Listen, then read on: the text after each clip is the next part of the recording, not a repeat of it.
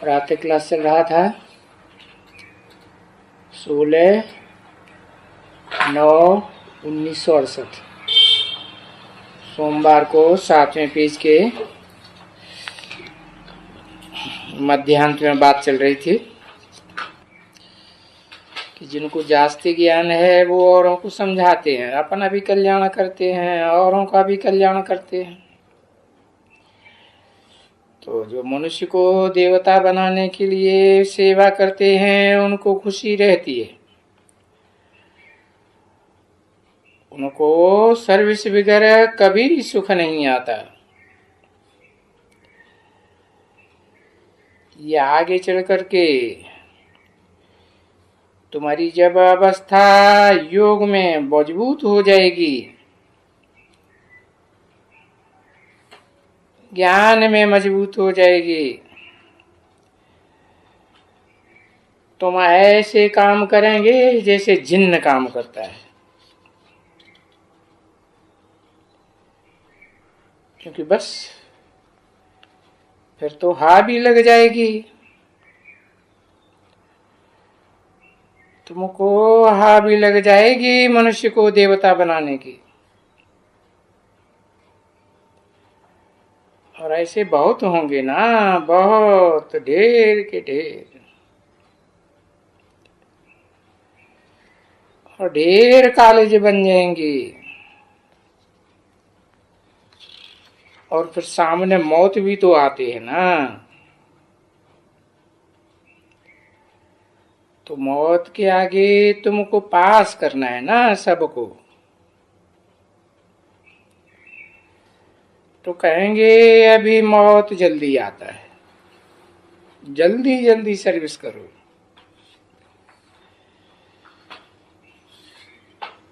क्योंकि सर्विस किया बस मौत आया फिनिश हो जाएगा। जब लड़ाई शुरू हो जाएगी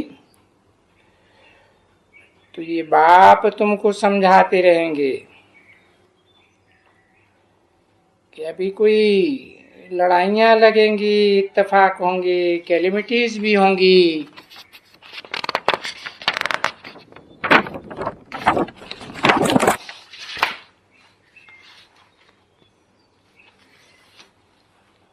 उनको कहेंगे खुदाई आपदाएं।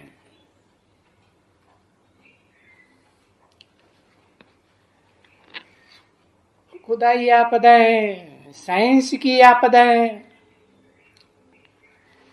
और दोनों प्रकार की आपदाओं में रात दिन का फर्क है।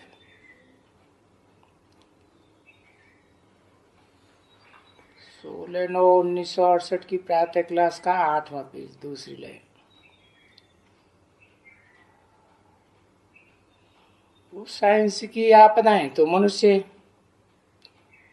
मनुष्य की बुलाई हुई, बनाई हुई। और ये खुदाई आपदाएं ये नेचुरल आती हैं।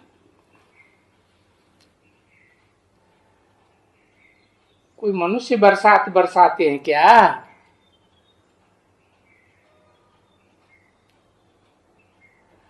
मूसलाधार बरसात मनुष्य बरसाएगा क्या? नहीं। वो अर्थक्वेक होना कोई मनुष्य का काम है क्या? यानी मनुष्य के द्वारा नहीं होगा, ये कोई मनुष्य का काम नहीं है। तो देखो इस विनाश में ये साइंस भी मदद करती है।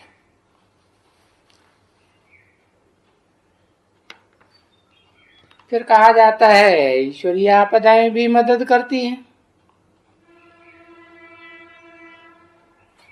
और ये बात तो तुम बच्चे समझते होंगे ना अच्छी तरह से,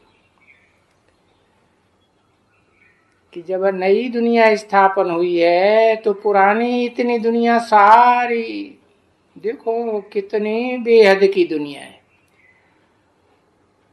करोड़ों मनुष्य हैं, इतनों का विनाश कैसे हुआ होगा?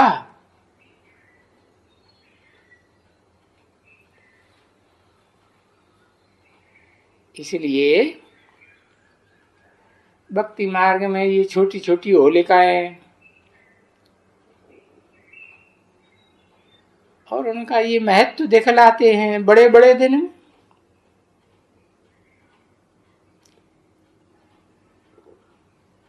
ये वो तो मनुष्य को तो ये मान, बस ये तुम यहाँ देखते हो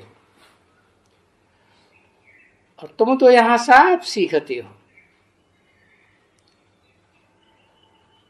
और मनुष्य कैसे होलिका मनाए रहे हैं, बनाए रहे हैं, आग जगाए रहे हैं।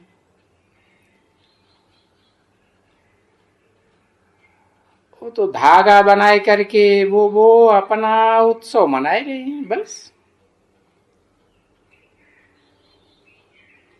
तुम कोई उत्सव मनाते हो क्या? नहीं, तुम तो पुरुषार्थ कर रहे हो। तो देखो, तुम्हारी पढ़ाई में कितना फर्क है, और पढ़ाई पढ़ाई में फर्क तो होता ही है। और फिर ये पढ़ाई तो भगवान बाप पढ़ाते हैं, तो वो क्या कमाल की होगी वो तो तुम बच्चे जानते हो। तो देखो, भगवान पढ़ाते हैं, तुमको विश्व का मालिक बनाए देते। तो हम बच्चों को कितनी खुशी होनी चाहिए।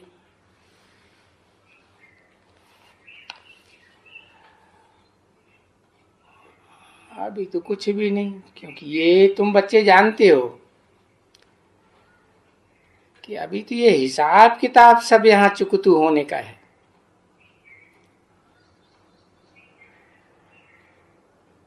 फिर बाद में तो कभी भी हमको ये बुखार, बीमारी, सीमारी कभी कुछ नहीं होगी। और ये है पिछाड़ी की माया की। तो इसलिए तुम्हारा हिसाब किताब चुकतू जरूर होने का है।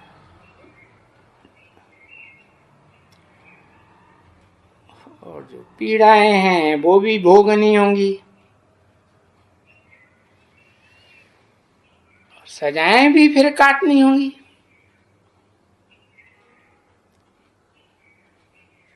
बहुतों को सजाएं काट काट करके पवित्र तो बनना है ना बच्चे।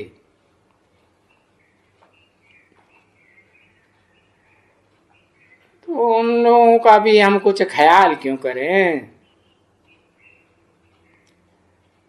दूसरों का हम क्यों ख्याल करें? अपना अपना हर एक का पुरुषार्थ है, और जो पुरुषार्थ नहीं करेगा सो नहीं पाएगा। बाकी समझ तो होती है ना। जरूर बरोबर है, कोई पुरुषार्थ बहुत अच्छा करते हैं, कोई कम करते हैं। अब ये तो कायदा है पढ़ाई का।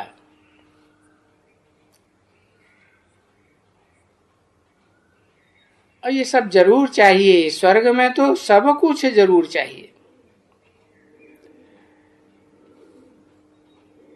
बादशाही जो इतनी बड़ी होती है, एक ही बादशाही है, कोई बहुत बादशाही का तो वर्णन नहीं है ना। एक ही बादशाही है, बरोबर तुम समझते हो, बुद्धि समझती है। एक राजा होता है, एक रानी होती है। राजा और रानियों का दास दासियां भी तो होती होंगी ना, वगैरह वगैरह, और प्रजा भी बहुत होती है। उसमें भी प्रजा भी अनेक तरह की, साहूकार प्रजा भी होती है, मीडियम भी होती है, गरीब प्रजा भी होती है। और फिर अभी ये कितना वर्णन करें। हमेशा ऊंच भी, मीडियम भी, कनिष्ठ भी, समझा ना। वो तो जरूर बननी है, और वो तुम देख भी रहे हो बरोबर कैसे बनते हैं।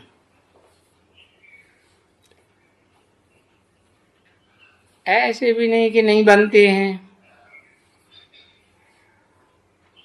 और तुम कुछ कहा गया, अभी साक्षात्कार पर जाकर तो इतना नहीं होगा। अगर साक्षात्कार होगा तो तुमको अपने ही कुल का होगा। अपना कुल है, जो यहाँ बाबा के पास बैठे हो, बरोबर हम जो है वो सब हैं। हम उन सब में कौन कौन बादशाह बनेंगे, कौन कौन दास दासियां बनेंगे, कौन रानियां बनेंगे, ये तो सारा साक्षात्कार तो होना चाहिए ना। पिछाड़ी में साक्षात्कार बहुत होंगे। जब इम्तिहान पास हो जाएंगे तो पिछाड़ी में सब मालूम तो पड़ना चाहिए ना, कि भाई किसने कितनी मेहनत की है और उस मेहनत का कितना किसको फल मिलना है। उसको तो जरूर बच्ची साक्षात्कार होंगे ना। तो ऐसे नहीं है कि तुम बिना साक्षात्कार के ऐसे ही चले जाएंगे, नहीं। तुमको सब जो भी रायल घराने के होंगे, बल्कि जो बहुत भी साहूकार बनने वाले होंगे, सबका तुमको साक्षात्कार हो जाएगा। देखो यहाँ भी तो अभी बच्चियों को साक्षात्कार होते हैं ना, जिसका अरे भाई यहाँ दुनिया में सबसे साहूकार कौन है पता है? कौन कहते थे सबसे साहूकार? अभी इस समय में तो बाहर की विलायत में बाबा के टाइम की बात बताते हैं, रॉकफेलर है, फलाना है, टीरा है। और यहाँ के लिए कहते थे निजाम है, बड़ौदा का राजा है, समझे ना। तो हाँ, ये बड़े बड़े साहूकार राजाएं हो चुके हैं। वो दुनिया में सबसे साहूकार। अभी नहीं कहेंगे, नहीं, अभी तो दुनिया में बहुत साहूकार हो गए। और ये अमेरिका में सोने का भी नाम लेते हैं। अभी किसको मालूम है ना, ये सबसे साहूकार थे। तो मनुष्य ये सब समझ सकते हैं। जो पुजारी जो यहाँ बैठ करके करते हैं, ये समझते हैं कि ये बैकुंठ कब था। एकदम बेचारों को कुछ मालूम ही नहीं है। बस ये न कोई लेकर के बैठे, पूजा करते रहते। 16/9/1968 की प्रातः क्लास का 9वां पेज। आते हैं बहुत ढेर के ढेर, जन्म जन्मांतर जा करके भक्ति में कोई पूजन करते थे। अभी भी देखो, ये जानते हो तुम तो जानते हो कि ये सभी खत्म हो जाने वाली है। ये भक्ति की सामग्री जो भी चीज है, कुछ भी अभी तो बनते रहते हैं ना, क्योंकि उनको मालूम नहीं है। ये मालूम कब पड़ेगा? जब यहां जास्ती विनाश शुरू होगा ना, तभी वो आते हैं। वो तो बाकी टाइम अभी कितना लगेगा, क्योंकि वो तो अभी भी कितना खर्चा करते रहते हैं भक्ति के टंट घंट में। बहुत बच्चे बनाते हैं, अभी भी बनाते रहते हैं, और सब चीज बनाते हैं। मंदिर बनाते, टिकाने बनाते, मस्जिदें बनाते, ये बड़े बड़े क्या, क्योंकि पैसा तो बहुत है ना, तो बहुत बड़े बड़े बनाते हैं और बड़े अच्छे अच्छे बनाते हैं। और तुम बच्चों को ये मालूम है कि ये पुरानी दुनिया जिसमें ये सब मनुष्यों को कुछ भी पता नहीं है, क्योंकि मनुष्यों ने तो सुन रखा है ना कि अभी तो 40,000 वर्ष पड़े हैं, शास्त्रों में है ना। हाँ वे उसी को तो कहा जाता है घोर अंधेरे में है। और यहां बाप आ गया है, तो कल पहले भी ऐसे ही हुआ था, और कल्प कल्प ऐसे ही होता रहेगा। वो अंधेरे में रहेंगे 40,000 वर्ष के अंधेरे में, और तुम यहां अपना नॉलेज बाप से लेते जाएंगे। और होना भी ऐसे ही चाहिए। अगर सबको मालूम पड़े तो फिर बच्चों को पढ़ाए कैसे सकेंगे? तो ऐसे तो होता ही नहीं है जो सबको एक साथ मालूम पड़ जाए, क्योंकि दुनिया को तो तुम बच्चे समझ गए ना, और चक्कर को तो बहुत अच्छी तरह से, और चक्कर को समझाने लायक भी बन गए हो। किसको भी तुम समझा सकते हो। अभी देखो समझाने में कितनी मेहनत लगती है, और कितना समझाया जाता है बच्चों को।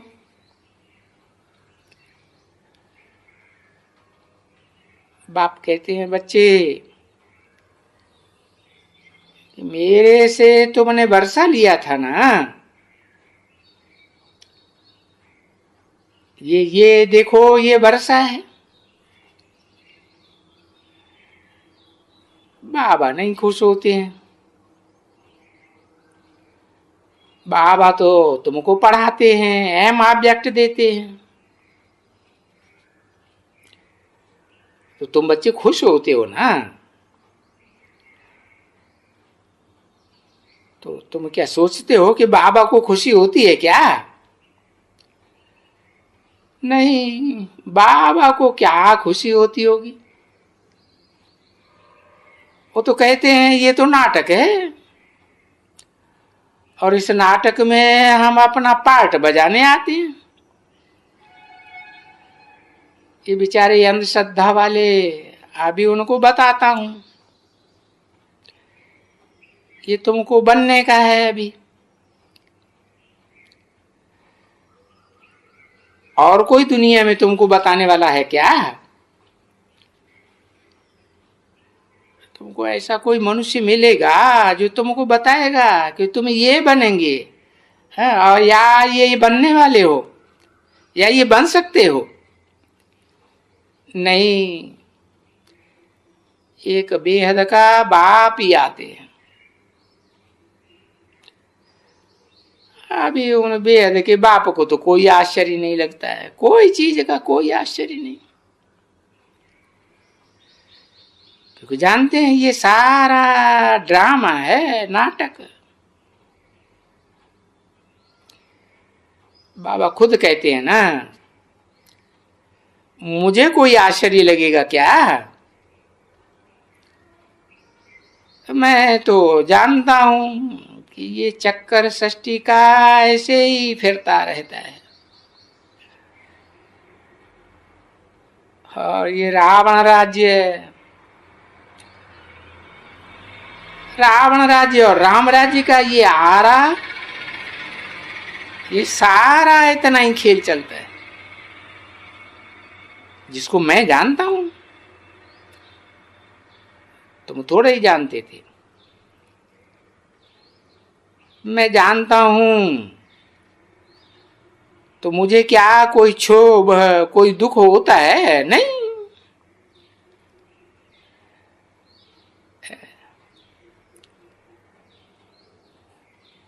मैं न कभी शोक में जाता हूं ना आता हूं।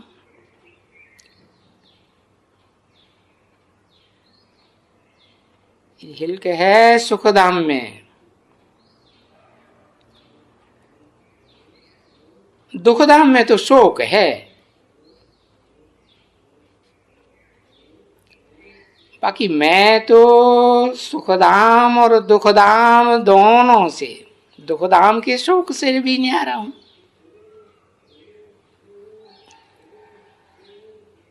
और तुम बच्चों को सुखधाम दुखधाम की बात बताता रहता हूं, समझाता रहता हूं।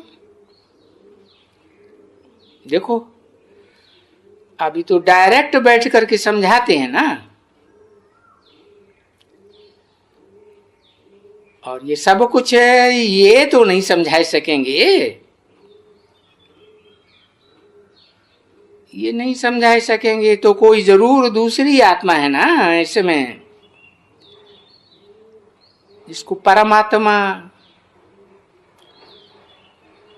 वो बैठ करके समझाते हैं ना। तो हिल्क और शोक, दुखधाम का शोक, इसका अर्थ समझा ना। हिल्क होता है सुख और शोक होता है दुख। तो वो तो सुखधाम और ये दुखधाम। तो अभी तुमको ऐसे बताए दिया कि तुम ऐसे ऐसे चक्कर भोगते हो,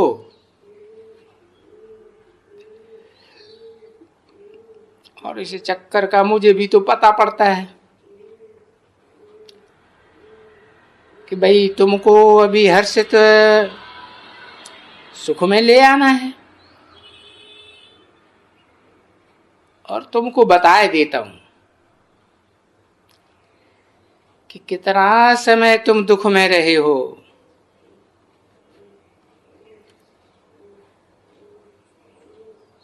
सारा उनका दुख है ना, रावण राज्य का। तो ये भी तो समझते रहते हैं ना बच्चे, ऐसे तो नहीं है कि बच्चे रह जाते हैं। कान का जब आवाज निकलता है तो सबके कान एक ही समान सुनते हैं और उसी समय में सुनते हैं। तो देखो ये आवाज निकलता रहता है, और आवाज निकलता रहता है तो इनका कान भी सुनते रहेंगे। महिमा तो मुख की है कि कान की है, फिर भी बाबा के मुख की महिमा है ना। मुख से जाकर के अमृत पीते हैं, तो मुख से ही गाते हैं, भाई इतनी तो महिमा है इनकी ज्ञान की, जो जहां तहां जाते हैं। अब देखो ऊपर में कितना आ जाते हैं, वहां ऊपर में भी तो शिव बाबा का लिंग है, या वो गऊ का मुख बनाई देते हैं, और उस गौ मुख का पानी पीते हैं। तो देखो अभिमुख की महिमा है ना।